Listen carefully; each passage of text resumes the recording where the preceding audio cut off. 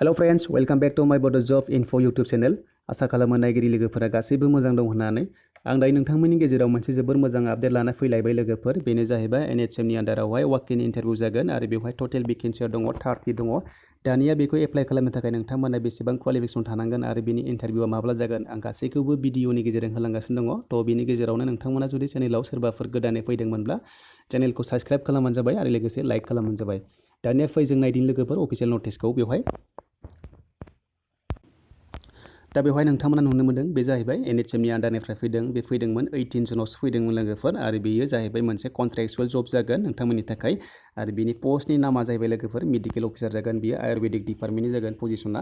आरो बेवहाय नोंथांमोना बेखौ एप्लाइ खालामनो थाखाय नोंथांमोना डिप्ल'मा थानांगोन, BA MS डिग्री थानांगोन। नोंथांमोना आयुर्वेदिक कलेजनिफ्राय पास खालामनाय जानांगोन आरो लोगोसे नोंथांमोना रेजिस्टार खालामनांगोन स्टेट गभर्नमेन्टजों।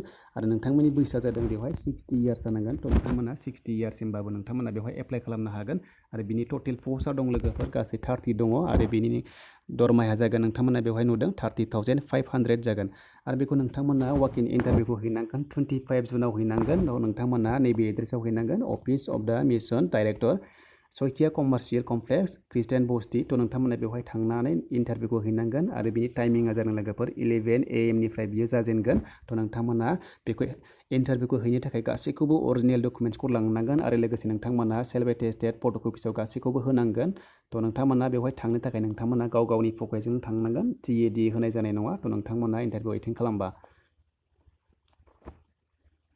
थ' दानिया लोगोफोर भिडिअखौ नायना मोजां मोनदोंबा लाइक खालामदो आरो लोगोसे साबस्क्राइब खालामबानो जाबाय। आरो आं नोंथांमोननि थाखाय जेसेबांनिखि गोदान गोदान जब ओंखारो आं गासैखौबो लाना फैगोन। थ' नोंथांमोना बिनि थाखाय बेल आइकनखौबो थुना लाबानो जाबाय जाहाथे नटिफिकेसन मोनहैयो। दानिया लोगोफोर भिडिअखौ आं बेखिनियाव फोजोबबाय। नोंथांमोना आंखौहाय उनावहाय लोगो मोनबावगोन।